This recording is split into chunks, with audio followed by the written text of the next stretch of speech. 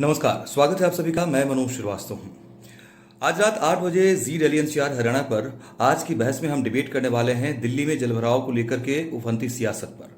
हालांकि इतने साल हो गए, सरकारें बदलती रही हैं, लेकिन स्थिति एक बार फिर वैसी ही नजर आई है जो बरसात के बाद या तेज हवाओं के चलने के बाद दिल्ली में नजर आती है। जगह जगह ट्रैफिक जाम की समस्या कह लीजिए, 4 मौतें भी हुई हैं, इस तरह की भी घटना सामने आई पेड़ गिरने के दौरान, और जल जमाव की वजह से लोगों को परेशानी का सामना भी करना पड़ा है। इसके अलावा बहुत सारे और गंभीर पहलू जो बारिश और बारिश के बाद हुए जलभराव की वजह से सामने आए हैं। ठीक, लेकिन रेखा सरकार, जो दिल्ली की बीजेपी सरकार है, उनका कहना है कि बारिश होने के बाद हमने महज कुछ ही घंटों में तमाम जगहों पर से जलभराव की समस्या को खत्म कर दिया, यानी कि पानी को निकाल दिया गया और जल जमाव जैसी स्थिति नहीं रही महज कुछ ही घंटों के बाद। ये हमारी सरकार की कवायद थी, ये हमारी सरकार की तैयारी है और इसका असर है। हालांकि सीएम रेखा गुप्ता ने यह भी कहा कि हमें बहुत बीमार हालत में व्यवस्थाएं मिली हैं पिछली सरकार की तरफ से और इसको हम ठीक कर रहे हैं, ये जिम्मेदारी है हमारी, लेकिन थोड़ा वक्त लगेगा।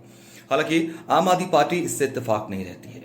आम आदमी पार्टी का कहना है कि ये पूरी तरह से दिल्ली को बर्बाद करने के फॉर्मूले पर काम कर रहे हैं और इसी का नतीजा है कि दिल्ली में लोगों को जलभराव की वजह से परेशानी झेलनी पड़ी है। जगह जगह लोगों की गाड़ियां फंस गई, 4 मौतें हो गई और बहुत सारे और आरोप। सवाल यह है कि क्या बीजेपी जो कह रही है कि हमने कुछ ही घंटों में जलभराव की समस्या से लोगों को निजात दिला दी, इस पर यकीन किया जाए?